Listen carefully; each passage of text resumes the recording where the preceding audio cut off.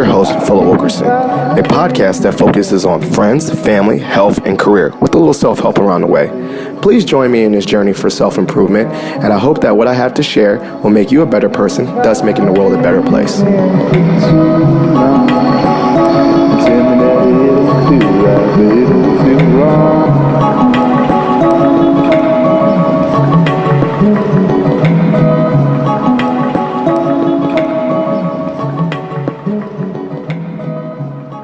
Ladies and gentlemen, boys and girls, welcome back to another episode of Positive Philter. I am joined by, I would say, a celebrity teacher. A social media celebrity teacher. A mad following. Just released his own podcast, Common Sense. My frat bro, Patrick Harris. Thank you so much for having me. All right, so yeah, you're a good late night. Yes. We're actually shooting not through a phone or a computer. We're actually live in the Lou Shoelay Saloon. That's the name of my bar, if you didn't see Okay. I appreciate that. Yes. And we're actually going to go, we decided to do this episode because we're both educators.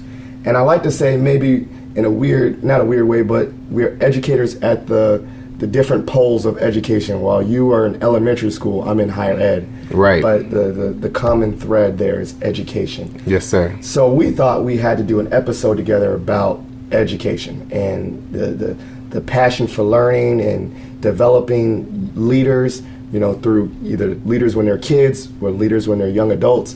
But we both are together in this mission of developing the new future and the people that are going to take over and make money and make decisions and change the world, right? Yes, sir. So, kind of just getting the background. I definitely did a little introduction, your celebrity status. Stop saying that.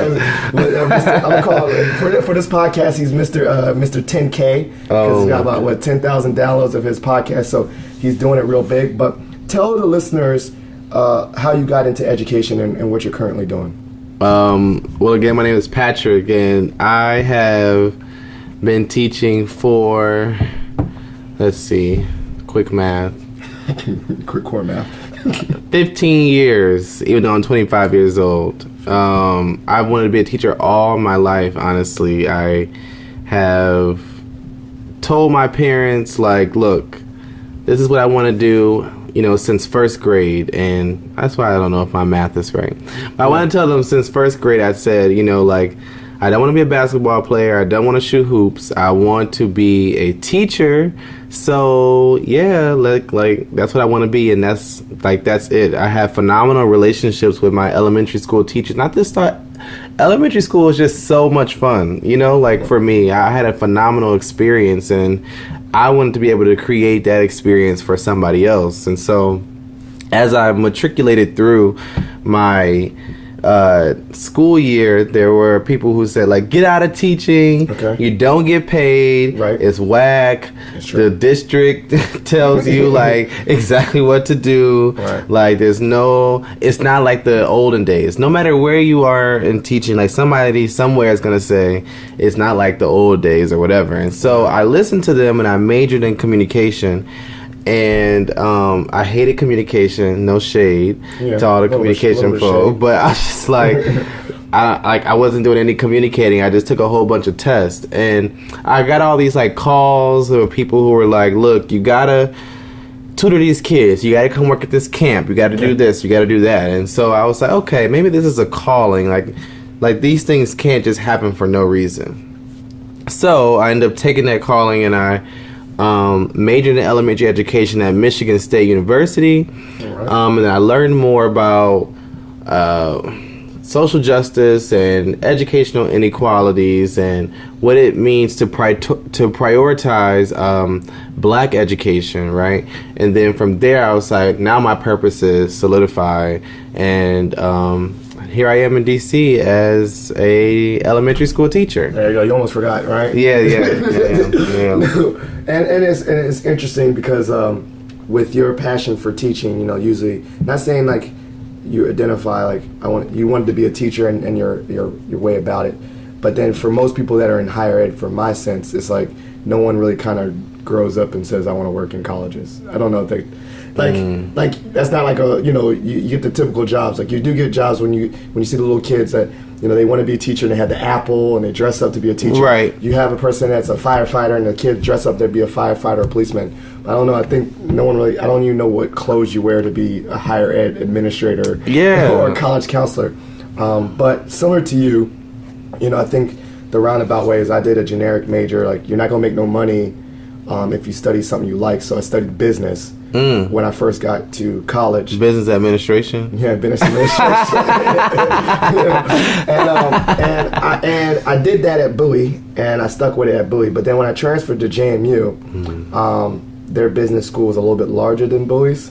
Yeah, there's my dog in the background. We're not going to edit this out, so don't mind I love it. So we're going raw. So I studied at Bowie, and at Bowie, when I transferred to JMU, when you went to their business school, it was just one of many. You were just one of 100 kids, so no one knew who you were, and you just take this generic accounting class, and all shade to JMU's business, like they didn't know who I was. Wow. And so I took one history class.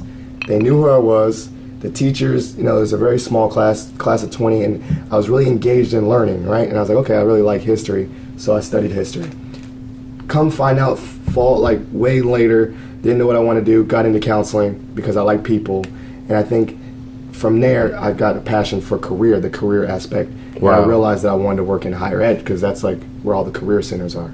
So I think our trajectory might be a little bit different to education. Like you were a little bit more focused that you wanted to be a teacher as a kid, and then you kind of fell away from it but came back to it, and I really had no clue and floated into it. Yeah. But I think the skills and the things that connecting with people, I think were the commonalities. And seeing, one of the things I like the most about education or working in higher ed is the development piece of seeing people get better because of the efforts that I put in. It gives me fulfillment to see someone else succeed. Yes. And that's learning and the applicability of education. Like you teach someone and you don't tell them what to do, but you see how they apply it and make it their own and get better. Yeah. That's what I liked.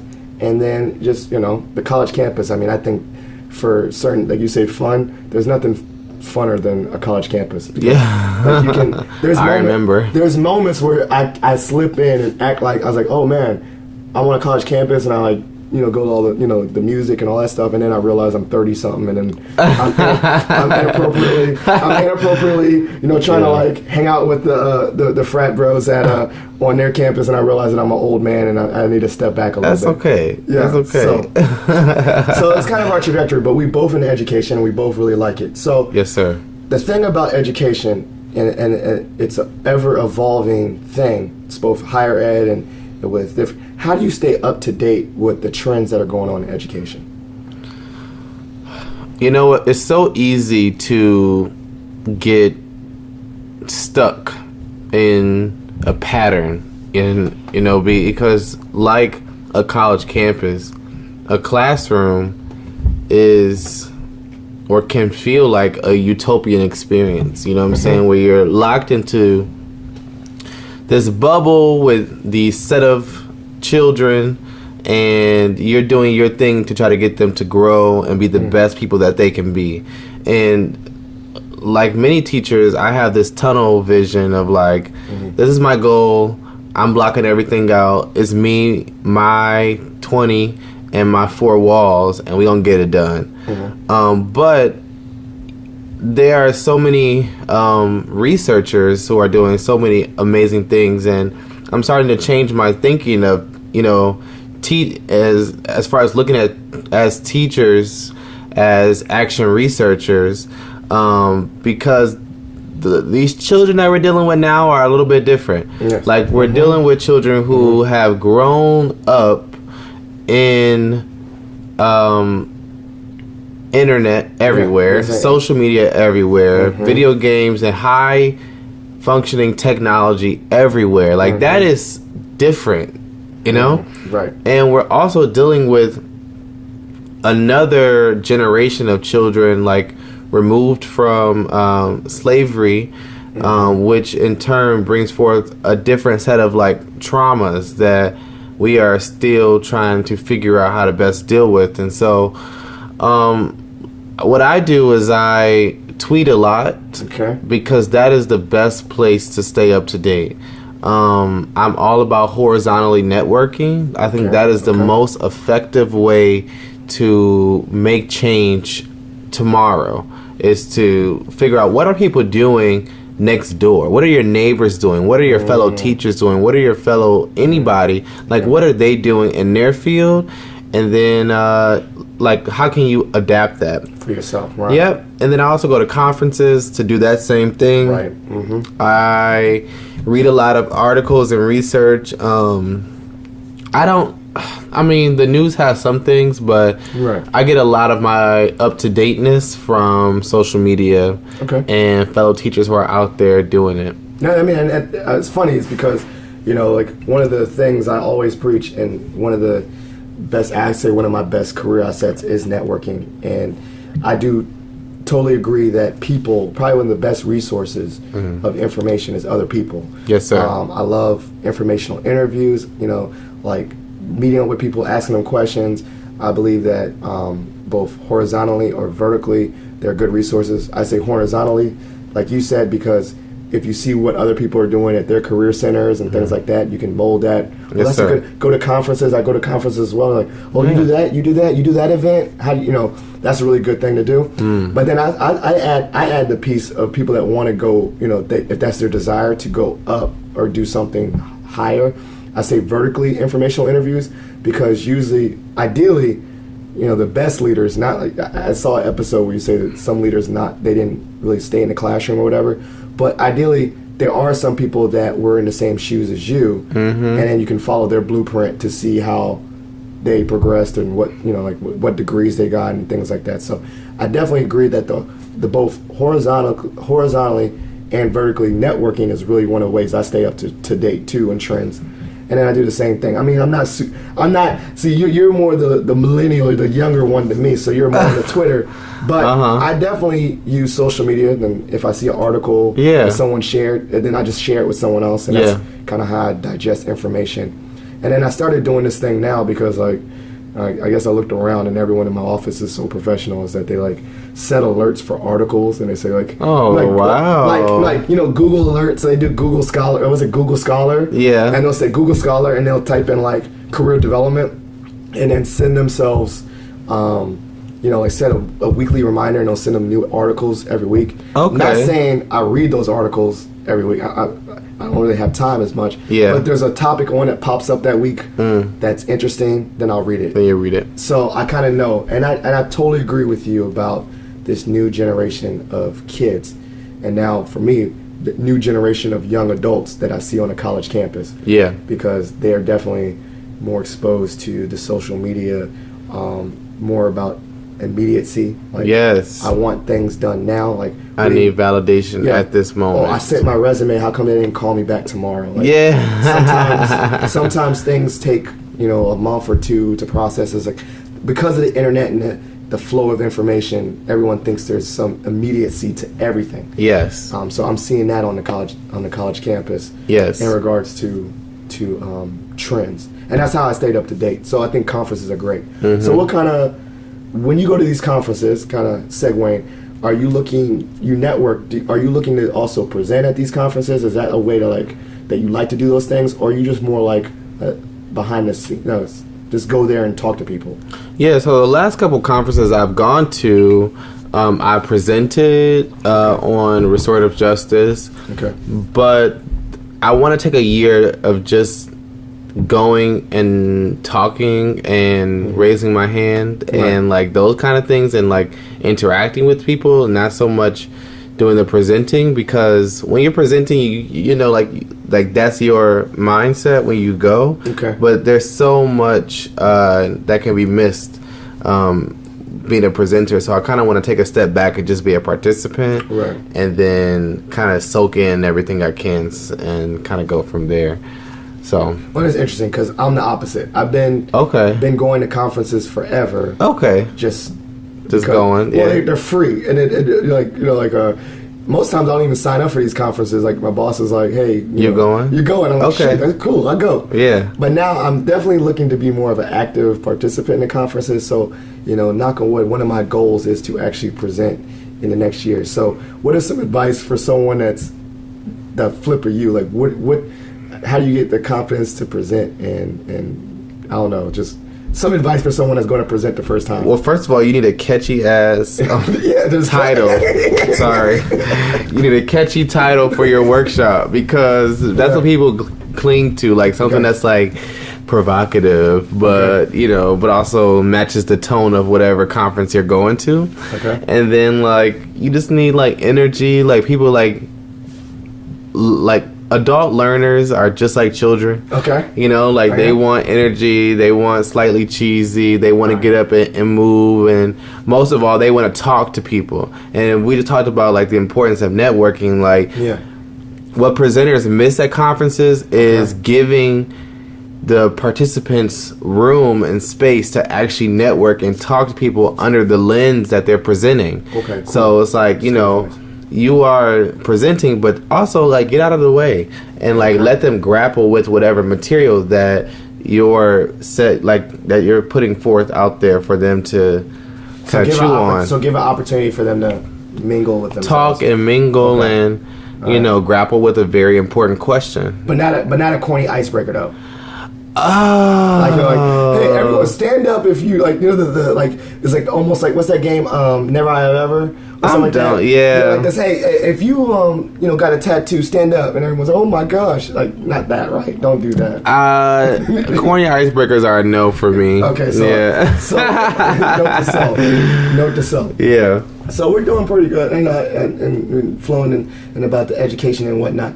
I thought one of the things that I wanted to bring up, and maybe you can give me some advice, and this is that, and you presented this question is, how can I talk to my children about their hopes and dreams in education, and what do I want for my kids in regards to education?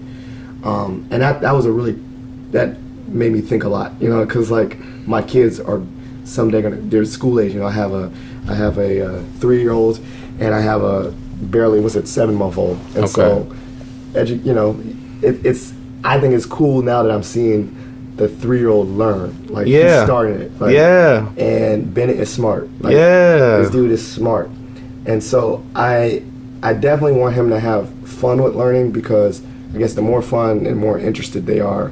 So just randomly ask him to spell things or sound out letters, and he always does it to me now, where he's like elephant. That start with A. I'm like, you did it on your own. Like that's great. Right.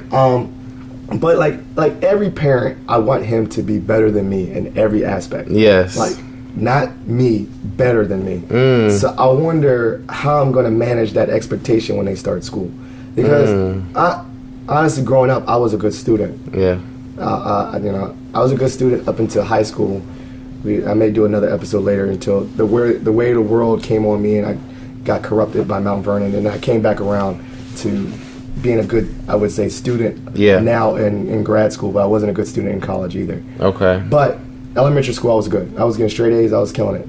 But I want to have that realistic expectation for my son. Okay. What's some, for the involved parents, the involved PTA parents that are really involved in their kids, what's some advice that you give to those parents of those elementary school kids? Oh, man. I think ultimately we have to have conversations with students and teachers to create this triangular relationship that supports your child, on a consistent basis. Don't be afraid of being a helicopter parent. You know what I'm saying? Early on, though, right? Period. You know what I'm saying? Even all the way up into high school, you know what I'm saying? Like, don't be afraid of being involved, because us teachers look for parents like you to do a lot of great things, and those parents who are involved in their child's life, their child's educational career, like, it shows in their progress. Okay. You know what I'm saying? Period. Right. Secondly, have the conversations with them yearly or annually about what it is that they want to get out of their of their schooling experience. The kids. Yeah, So ask the them. parent, they ask them, so like, what do you want out of third grade kind of thing? Like, Yeah, like what do you really want to learn this year? Like Okay, what are you yeah. really excited about? Okay. Because if we're trying to build lifelong learners, then we have to be able to figure out what it is that they're excited about, and then be able to like Yeah. take on to that. Sure. Because it's not just about what it is that your teacher is sending home. If we really want to hook kids onto this learning thing, like they got to be engaged in learning about things that they actually care about. True. Whether it is unicorns or Dinosaurs, XX60, Yes. those rappers out there now. Those Exorcism. those mumbling folks. So it's Yeah, like, yeah. like we gotta know that, and then ultimately just constantly checking in and continuing the conversation at home. So many parents make this mistake. It drives me nuts. Okay. Which is, how was school today? Okay. That's And great. then they leave it there. And see, kids are always gonna say it was good, Okay. no matter what. Whether they had a bad day, a terrible day, a great day, they always gonna give you that good. You know what I'm saying? Right. But it's just like, let's kind of shift that question to not how was your school, like not how was school today, but what did you learn in school today? What did you Gotcha. do in school today? What made you angry today? Or like, what really excited you today? Like, let's extend those questions outward so that we're getting authentic responses from them, and then we can really gauge and see how are our children learning. That's passionate. And I was thinking, like, I read an article. My wife is probably like the article guru about kids. Like, she's a school social worker. She's all about Oh, really? kids. Yeah. So Yeah. we're like a bunch of processors. We talk about feelings, and like literally our house is like a counseling center. Like we talk so much and process everything, and we can't even be so she does ask processing questions. Like, I think the thing that I drove from your advice was maybe not closed questions, yes, no questions, but more open-ended questions that lead to dialogue. Yes. And Maggie does that too. Like, how was not just how your day, but what'd you do and all this. And Bennett's already starting as a 3-year-old to be like, it was good. I got in timeout. And you're like, why? And then he'll tell you like, because I wasn't listening. And then he's like, what'd you like? And then he's like, all my friends. Like, he tells you full stories. Yeah. And like, I like that. And so I think that maybe hopefully maintaining that as he gets older. Right. He's not just coming home and saying fine or cool or whatever. Right. He's telling me full stories. Right. And staying involved. I want to pull, you said there was no problem being a helicopter parent. Mm-hmm. What's the line between a helicopter parent or too involved and enabling? Because you definitely want your children to have independent learning. Yes. I see this I'm going to talk about the exacerbated worst case scenario.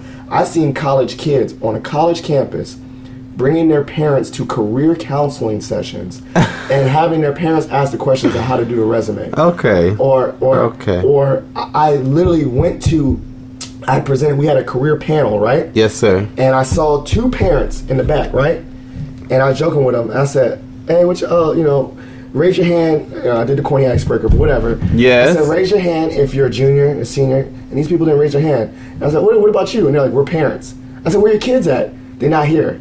So the parents came to the workshop. But the kids are at the bar. Got it. Yeah. And taking the notes for the kids. So with that being said, how do we draw the line between being involved, really involved, caring parents, and not enabling parents in the realm of education? Because I know you ain't got kids yet, so I don't have any kids. but you know about the classroom and the parents that are doing I've too much. seen both, right?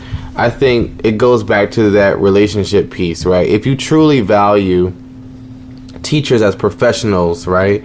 And when we give you that feedback and we're telling you like, hey, your child is showing this, or like they're giving signs of this, like we expect for you to take that seriously and not to figure out a plan to either reverse that behavior, to correct that behavior, or like to do something, right? Like to be a part of the action plan. Because teachers, a lot of us are working on not looking at things in isolation, but things that are in patterns. Like there's this one instance where we were writing essays on this book, and this one kid sent his mom's, like, sent his essay to his mom, like, share the Google Doc with her. Okay. And I was asked him to come over so I can, like, you know, give him feedback on his essay. And I'm watching his mother, like, edit his Google Doc for him. And I'm just like, this is unacceptable, right? And so we had a conversation, and it wasn't nice, but I eventually got her to understand, like, He's got to do it on his own. He has to do it on his own, and ultimately, we want authentic student work. So we want students to do what they're like to do their best at all times, and to show up in the space where they feel most confident. And so we got to know when to step up, and we got to know when to step back.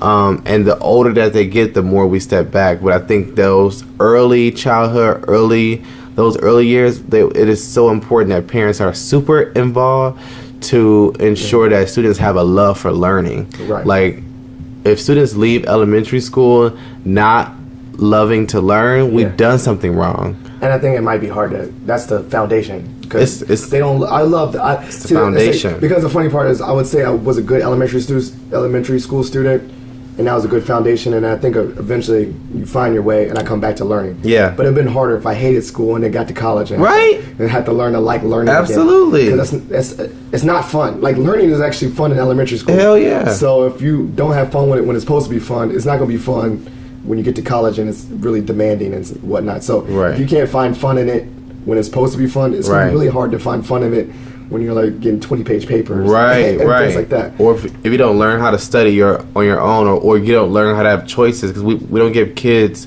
enough choice. Like, like what actually is the best way to study? Like, we don't even teach note taking, right? So like how do I actually take notes on an article? Like, what does that actually look like for me? So like, there's so much that we have to learn and do. And it's funny to segue, before career counseling, I worked as a learning counselor, learning specialist at Mason. Okay. And we did, that was basically my job.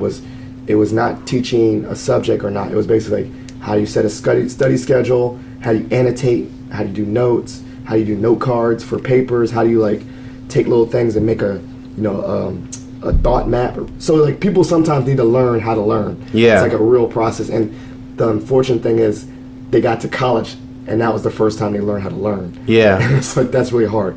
And the kids that came to saw me, a lot of them were on academic probation and whatnot. Yeah. That's like reactive, like it's reactionary. It's not proactive. Like, they're having to learn how to learn because they're in trouble, rather than learning how to learn when it's probably a good age to do it when they're a kid. Yeah. And have those skills.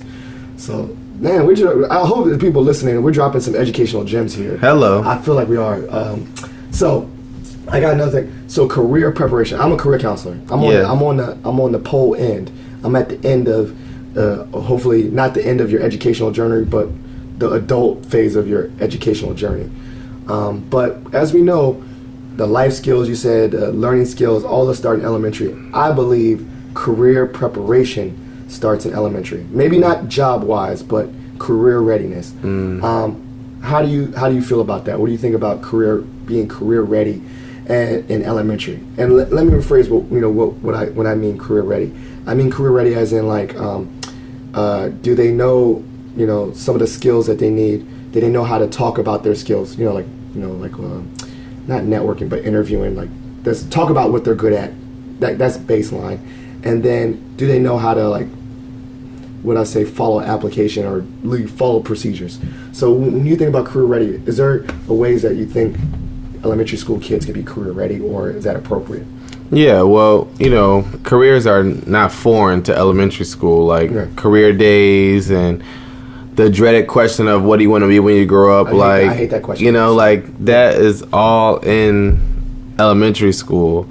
I think it just goes back to students figuring out what it is that they're actually passionate about, like what it is that they're seeing in their homes, their communities, in their world that they are fired up about or pissed off about, that they actually want to invest in something with.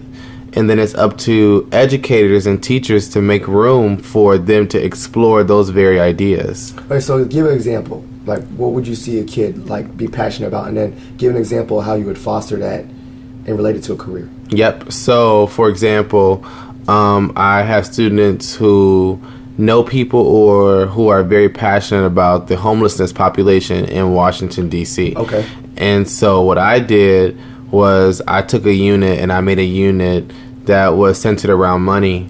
And a part of one of the things that you can do with money is you can donate your money. And so they created a campaign, a social media campaign to raise money for a local organization that supports people who are affected by homelessness. And we talked about there are so many skills and careers that can come out of that. That's event planning, that's social media marketing, that is a nonprofit organization. And we were able to make those direct connections. But that's not something that you will see on a standardized test, but that's something that'll stay with them forever. I'm shaking my head like, yes. because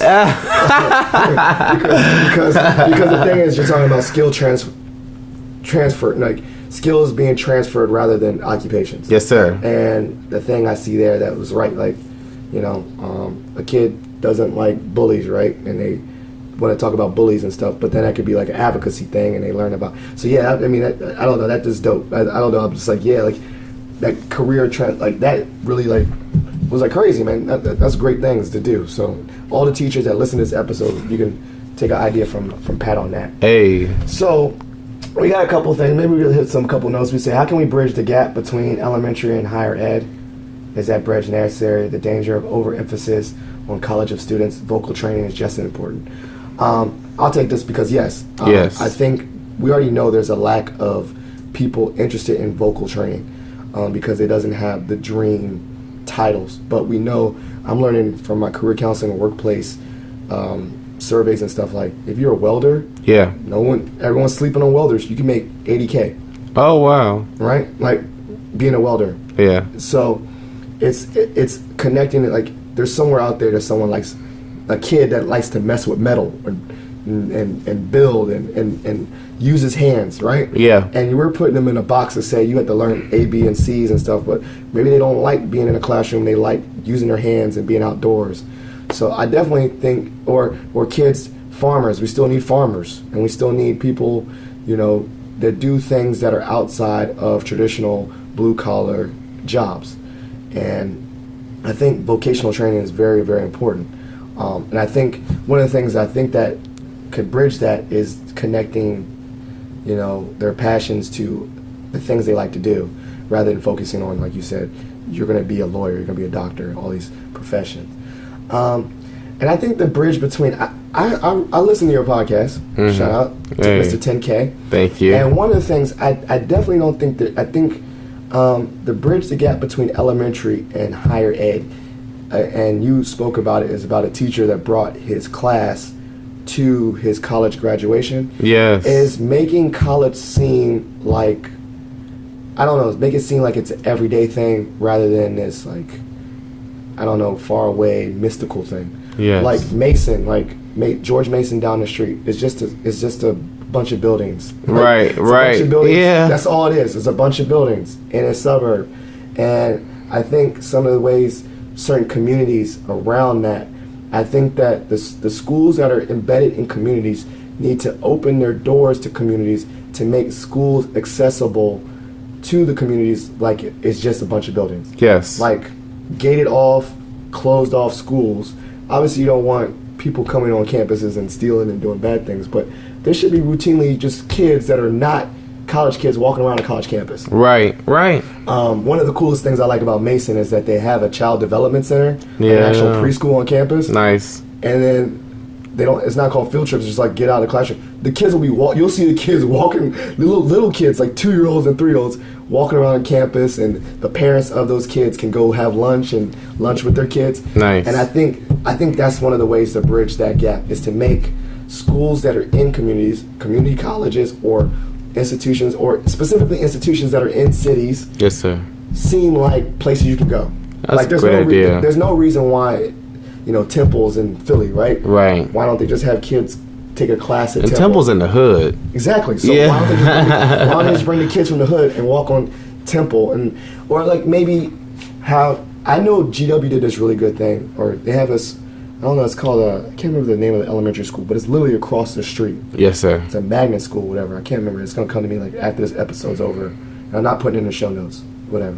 But the point is, the school's across the street. And as career counselors, we always did a workshop. So we went to them, but they were able to come on campus. And I think one of the things we should do is have some kind of partnership with, Fairfax County Public Schools or whatever, where they get they can come to the library on campus and use the cool books and the cool computers, right, or something on the community, so that it doesn't seem like it's not obtainable. Right. That's my 2 cents on bridging the gap and making sure that college doesn't seem like a place for only, quote unquote, smart people. Yeah. College is for everybody. Or it's a utopia, right? It's like we're able to bust that bubble. You know what I'm saying? Right. Like, easy.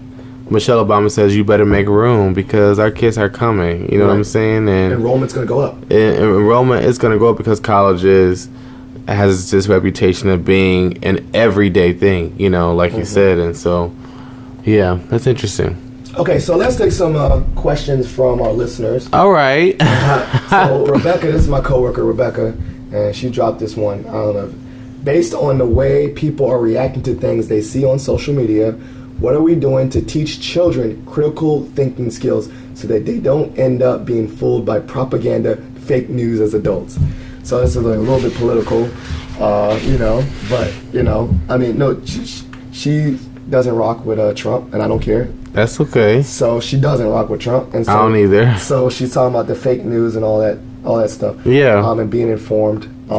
Yep. What are we doing for kids? Because they're on social media. And you even said that that's how you stay up on trends, yourself and articles and news and stuff. So how do you do that for yourself? And how do you kind of get the kids involved to really think about when you're reading, like they can read something on Wikipedia and not realize like I can put that on Wikipedia. I know. Right. Like, like you can edit yourself. So how do you help the students to make the difference between reliable sources and just, because it's a flood of information, so you don't know what's really true or not.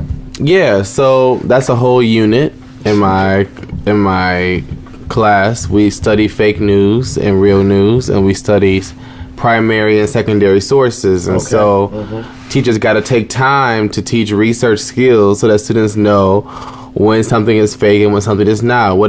They know what spam is. Okay. And so just take that and build upon those skills. One thing I know is that even though we're dealing with the internet generation here, is this Generation Z?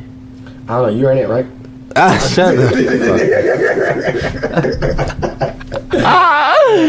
Shut up. Generation. This is one of those letters, and one of the letters at the very end, and they're around the internet, but they don't know how to use the internet. True. Academically. And so that is very concerning. Even when they're in class and they're like, my computer don't work, I said, boy, if you don't fix that, you are born into computers, get your life together. Right. But we got to teach, we have to explicitly teach what a headline looks like. What is a reliable source, right? Like Snoop, you go to Snoop's, right? Isn't that the article, Snoop's? This thing called Snoop's, where you can type in an article and it tells you if it's reliable or not. I haven't heard of that. I think it's called Snoop's. So okay. You can do that. And then the Onion is fake articles. And they have a tree of what's real and what's right or left news. Fox News is one way, and then CNN or MSN is one way. So I guess you kind of make students know what their sources are. Yeah, and the only way that they know is when they have practice. True. And I remember in college we had to learn how to use the actual library, like how to search articles and real articles. And I was like, this is crazy. So I guess that's something that need to be taught. Yes. So I guess the way to answer that question in a brief way is we talk about reliable sources, teach actual learning skills, and I think also have dialogue after you read something. Yes. Does that just does that sound fishy or not, or going back and forth? I think a lot of students, not students, but a lot of kids get caught in these. I hate debating people online. I hate it. I don't do it. I don't get involved in real dialogue. I think that when people go on these common threads politically, whatever, I know I just hit people's I like it. Like Yeah. I sneak them jokes. I like the likes. Sneak this. I like the comments, and I kind of agree with people. I don't get involved because for me, I don't think real dialogue is going to be over the internet via comments. Yes. I don't think real dialogue. One, I don't think you ever convince someone you're right via internet. No one's ever right. And then two, like, you just look stupid in front of the whole world on the internet. Yeah. So one of my things is I think dialogue is best done in face-to-face circumstances. Yes, sir. In safe spaces. Yes, where sir. we have guidelines that, we're going to talk about facts and not personally attack someone. Like, you're not calling people stupid. You're just saying, this is wrong, and, you use the art of debate. And so I think for kids and thinking critical skills is maybe having the person dialogue. I kind of like what you do with your classroom with the classroom meetings, and yes. you're making the kids talk to each other rather than they're using their critical thinking skills and they're learning how to talk problems out face to face rather than behind a computer screen. Yep. So I think that would be how we attack fake news, is face to face dialogue and just being mindful of sources. Cosign. So I have this one for you. I have no clue what this is. It's like a paragraph, so Okay. I have to read this one. A question I'd like to be answered from a teacher is... teacher. So it's not me, I guess, because you're a teacher, yeah. Higher administrator, counselor, whatever. Why are we changing the way math is being taught? Growing up, I was never taught Common Core math. Yes. We were taught a more simple approach to solving math, and my computer just went into the screen. There you go. I don't care. We're taught a simple approach to math problems. I understand that there's more than one way to solve a math problem. Why take the long road and not teach it the simple way? Dang, Jesus. And then also, social media and fake news. I really want that question as well. Yeah. Okay. Yeah. So Common Core. So that was a long way. To get to the gist of it is this dude doesn't like Common Core math. So understandable. So here's the deal. Okay? Listen up. We were taught a formula to solve particular math problems, right? Yeah.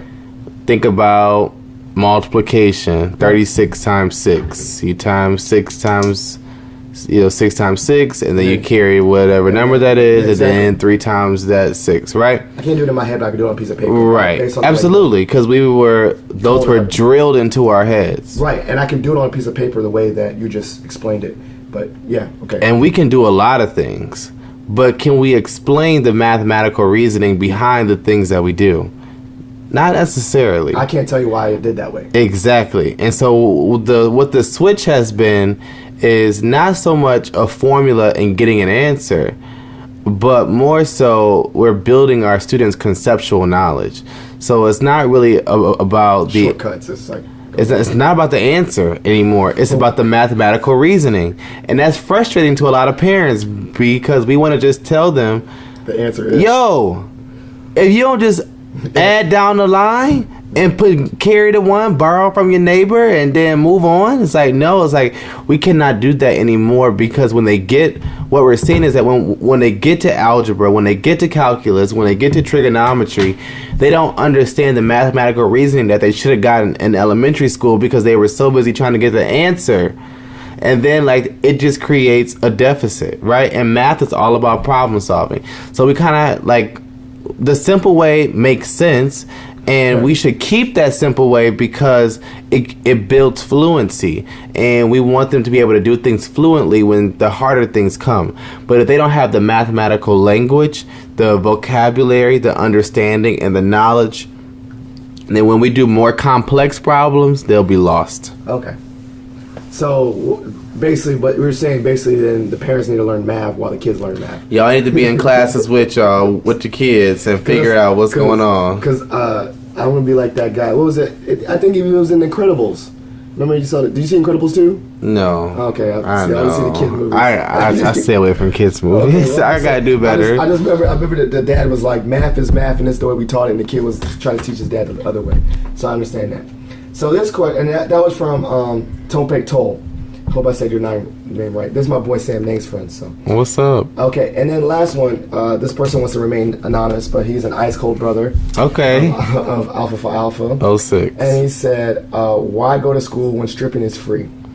Wow. I'm gonna answer this one. I think the way my body's set up, I don't think I was meant for stripping, or the way my feet are set up. I have 2 left feet. So while that is an occupation, maybe blessed for some, it's not for me. For those simple reasons. And so why go when it's free? I don't think anything is nothing is free. So never. Even stripping costs you Time time. isn't free. Yeah. It costs you energy. Yes, sir. Maybe slightly your reputation for certain people. Well, if your family, my family was in one. I don't care, but they might lose some family over it. What's some other costs of being a stripper? Having competition with other strippers and having to have a gym membership that you actually go to all the time. Exactly. And so it's not free. It's never free. So for those out there as educators, just think about even that occupation has a cost. Yeah. I thought about doing that for a while. You thought about doing that? Being a stripper for a while. You got rhythm?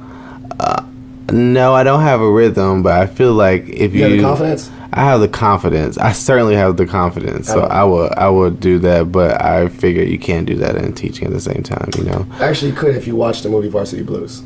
I will put that on my list. You seen Varsity Blues? No. Dude, I've seen all these movies. You can have it. It's right there. Actually, okay. You can have it because I don't even watch DVDs no more. But there's a scene. Now, what I'm gonna put a DVD in? A computer? What is that? I need a DVD player. Where is I Because these new school Macs, they don't have They don't have a CD player? No, we cloud only, baby. We cloud only. Oh, there it is. There's a DVD player. Look at that. It's a portable. Oh, yes. You can plug it into it. What is this ancient thing? Jesus. All right. I'm dead. I got an actual DVD player, and so I think that was a great way to wrap up the episode on a very provocative career choice topic. Yeah. We're both educators. I think education is a strong passion for both of us. Yes. And also, it's a part of our fraternity. You know what I'm saying?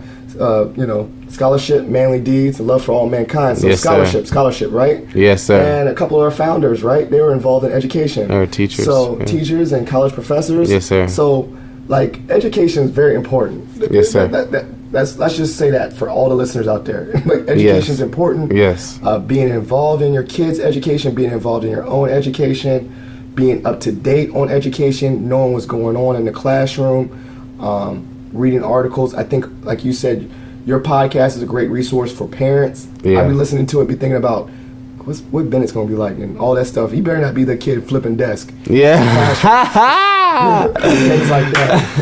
and things like that. But yes, sir. I think some of the things, the lessons you learn being involved at every different level and, being involved in the college level, I think is great. And I think I'm really happy that you came on the podcast. Thank you for having me. And keep on crushing the download game and just doing it. You're sharing a voice. You're sharing a voice for occupation that needs a voice. Yes, sir. I think that's why I would say that is why your podcast is very successful, because you see ones on fitness and you see podcasts on self-help and all these different topics, but was there one really for the teachers? And now you got that one for the teachers. This is a good voice for them, and so I commend you, and I hope that you continue with this and keep grinding on it and make it a project that's something that gives you a lot of joy. Thank you. So with that being said, do you want to I forgot. No, I have my last segment.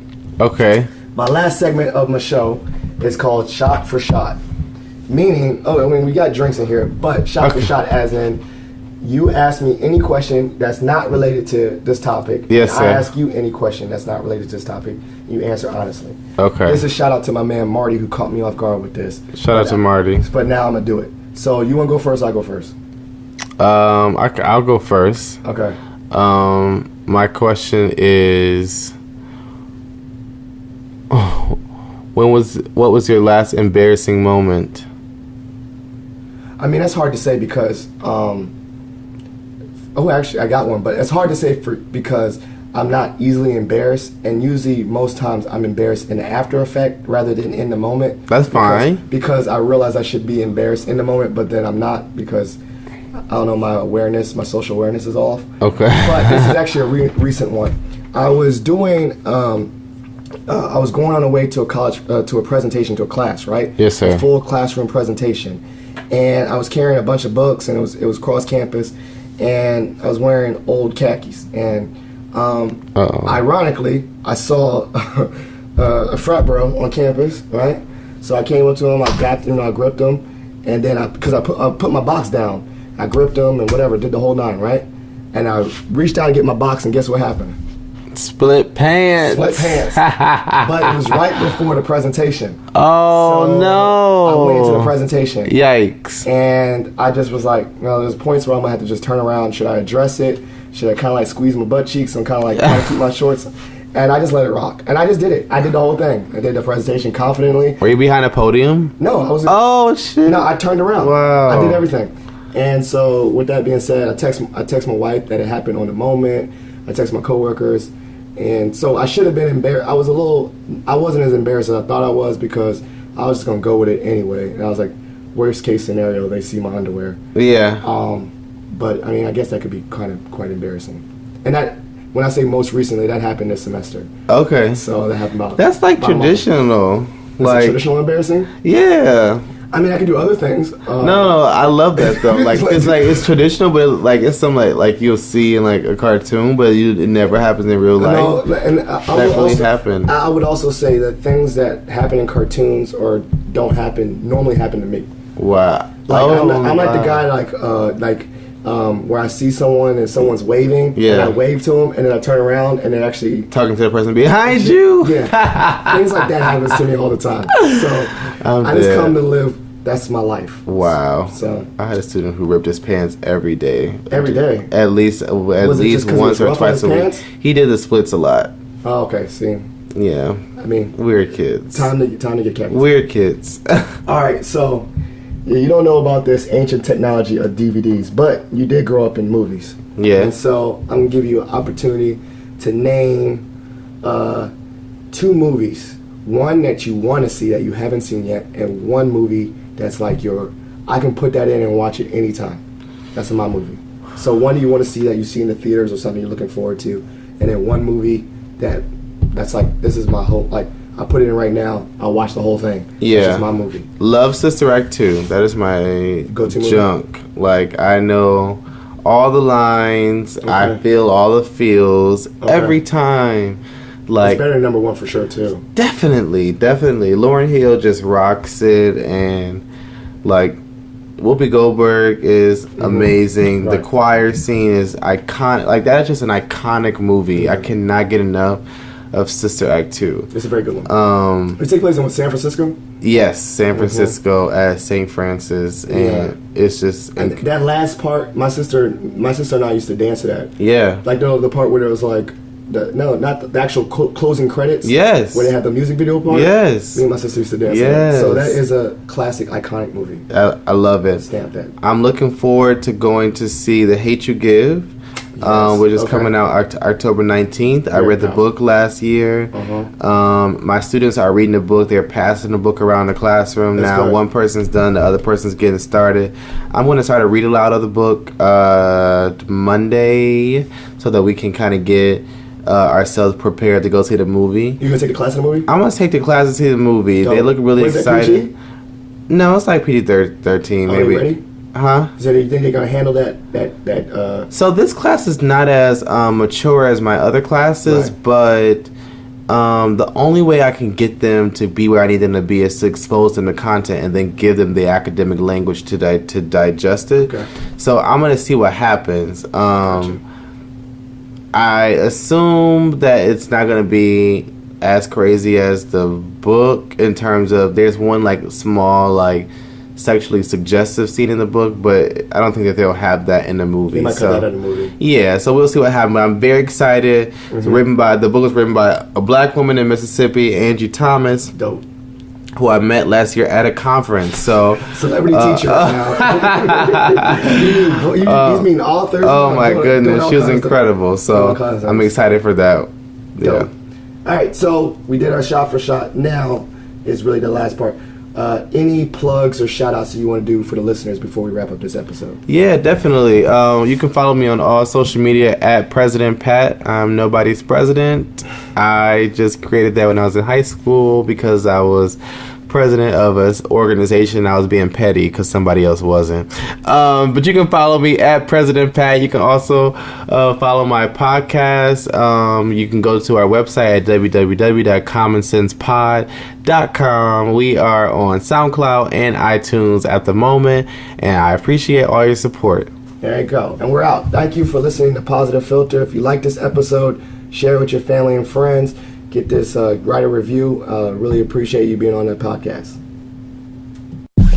Thank you for listening to Positive Filter, a podcast that focuses on family, friends, career, with a little self-help along the way. If you enjoyed this podcast, please share it with your family and friends, and like the Facebook page, Spreading Positivity of Movement. Thanks for listening.